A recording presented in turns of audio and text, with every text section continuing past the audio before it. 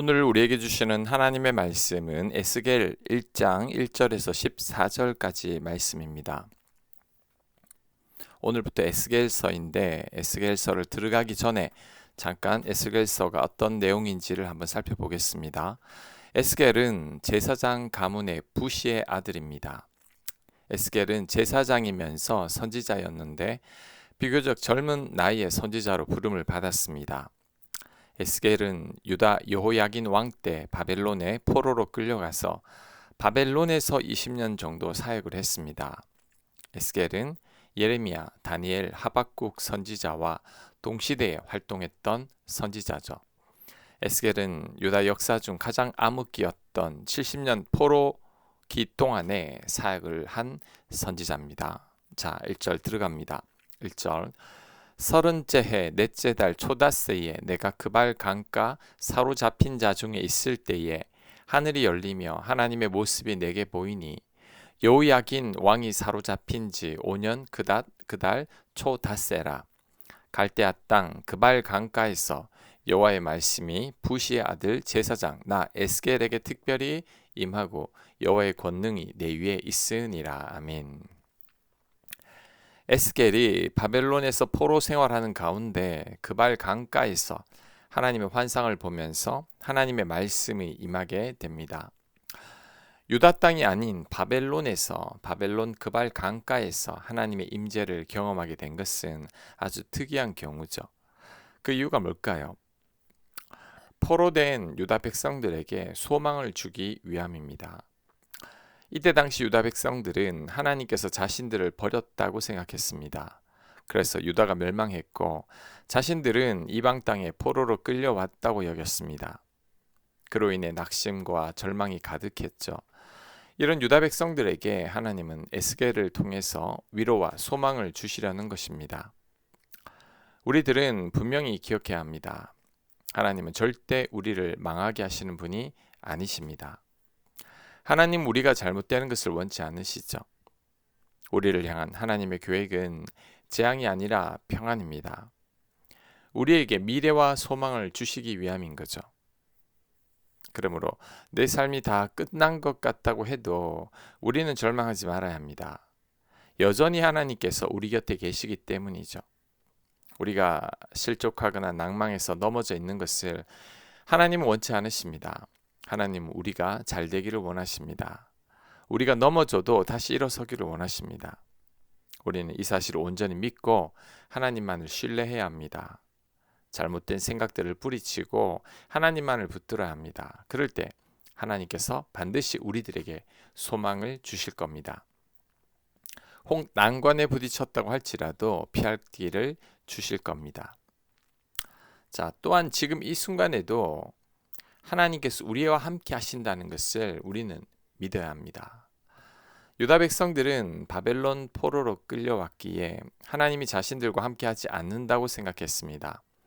당시 사람들은 신들이 다스리는 지역이 있다고 믿었습니다. 바벨론 신은 바벨론에 있고 유다 신은 유다에 있다고 생각했습니다. 그래서 하나님께서 바벨론에 있는 자신들과는 함께 하시지 않는다고 생각했습니다. 하지만 여호와 하나님은 지역에 제한받는 신이 아니었습니다. 만국을 다스리시는 하나님이시죠. 세상 모든 피조물을 다스리시는 하나님이십니다. 그래서 바빌론 땅에도 나타나신 겁니다. 절망 가운데 있던 유다 백성들에게 소망이 되어 주신 거죠. 이처럼 하나님은 언제나 우리 곁에 계십니다. 지금 이 순간에도 우리 안에 성령께서 거하시죠. 우리는 절대 혼자가 아닙니다. 예수님은 세상 끝날까지 우리와 늘 함께 하시겠다고 약속까지 하셨습니다. 하지만 우리들은 이런 하나님을 잘 느끼지 못합니다. 하나님께서 나와 함께 하신다는 게 잘 안 믿어지죠. 하나님을 아무리 찾아도 아무런 답이 없을 때가 대부분입니다. 심지어 고난의 한복판에 있을 때에는 하나님께서 나를 버리신 것처럼 느껴집니다. 그런데 이런 생각들이 다 잘못된 생각이죠. 지금 이 순간에도 하나님은 우리와 함께 하시지만 우리가 느끼지 못할 뿐입니다. 육을 가진 인간이기에 영적인 하나님을 인식하지 못하는 거죠. 이때는 오직 믿음이 필요합니다. 하나님께서 눈에 보이지 않아도 여전히 내 곁에 계시다는 믿음을 가져야 합니다. 눈앞의 상황은 암담해도 하나님께서 나와 함께 하신다는 믿음을 가져야 합니다. 그럴 때 실제로 내 곁에서 나를 도우시는 하나님을 만나게 됩니다. 당장의 하나님을 느낄 수 없다고 하나님께서 안 계신 게 아닙니다. 여전히 내 안에 계십니다.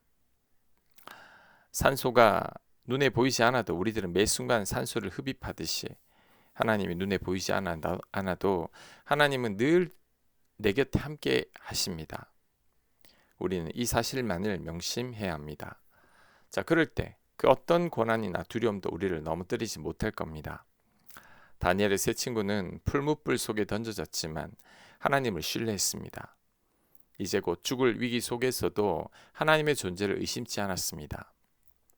심지어 자신들이 죽는다고 할지라도 하나님을 여전히 믿겠다고 고백했습니다. 이런 믿음에 하나님께서 응답하신 거죠. 바벨론 포로 생활 가운데 나타나신 하나님을 기억해야 합니다. 도저히 나타나시지 않을 것 같은 상황 속에서도 하나님께서 나타나셨죠. 이처럼 우리 가운데도 하나님께서 늘 함께 하십니다. 지금 이 순간에도 우리 안에 거하시면서 우리를 돕고 계십니다. 우리는 이 사실만을 굳게 믿으면 됩니다. 그럴 때 하나님을 깊이 경험하게 될 것입니다. 4절 내가 보니 북쪽에서부터 북풍과 큰 구름이 오는데 그 속에서 불이 번쩍번쩍하여 빛이 그 사방에 비치며 그 불 가운데 단 쇠 같은 것이 나타나 보이고 그 속에서 네 생물의 형상이 나타났는데 그들의 모양이 이러하니 그들에게 사람의 형상이 있더라. 그들에게 각각 네 얼굴과 네 날개가 있고 그들의 다리는 곧은 다리요 그들의 발바닥은 송아지 발바닥 같고 광낸 구리같이 빛나며 그 사방 날개 밑에는 각각 사람의 손이 있더라.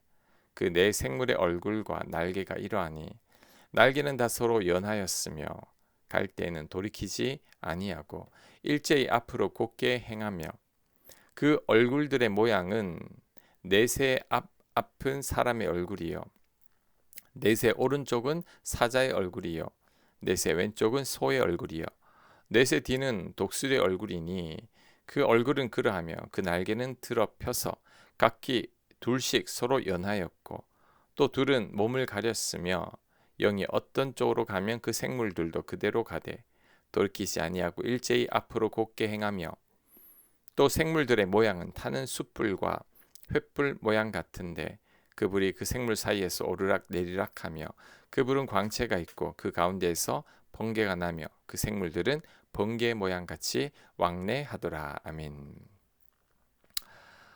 내용이 좀 어렵지만 이런 내용입니다. 자, 에스겔은 북쪽에서부터 몰려오는 폭풍과 큰 구름 사이에서 네 생물을 보게 됩니다.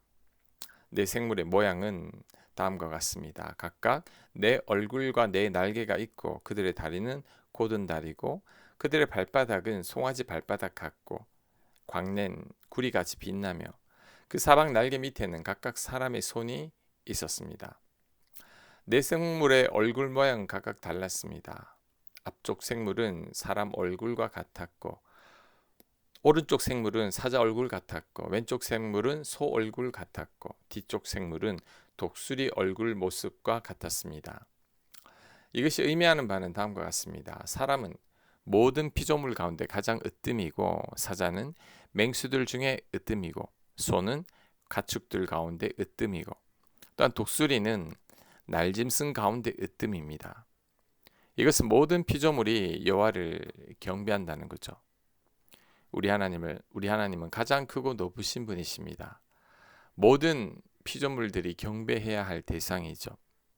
자, 이런 하나님이 우리 곁에 계신다는 게 얼마나 놀라운 일인지 모릅니다. 얼마나 감사한 일인지 모릅니다. 도대체 우리가 무엇이기에 이런 하나님이 나를 사랑하사 나를 위해 아들을 주셨다는 사실이 또한 너무나 감사합니다. 부족하고 못난 나를 위해 예수님께서 십자가에 달리신 것도 너무나 감사하죠. 우리를 사랑하신 하나님과 예수님의 은혜를 늘 잊지 않기를 소망합니다. 그 은혜가 에스겔을 찾아왔고 그 은혜가 지금 우리와도 함께 하고 계십니다. 그 사실을 잊지 않고 늘 감사하며 살아가는 모두가 되시길 간절히 축원합니다. 아멘. 하나님, 포로된 유다 백성들에게, 아무런 소망이 없던 그들에게 하나님 또 나타나셔서 회복시키려고 해주십니다. 하나님, 지금 우리 곁에도 하나님께서 계시고 지금 우리 안에도 계신 줄 믿습니다. 그 하나님을 의식하고 그 하나님을 인정하며 그 하나님과 늘 동행하며 살아갈 수 있는 저희들 되도록 역사하여 주시옵소서. 예수님 이름으로 기도합니다. 아멘.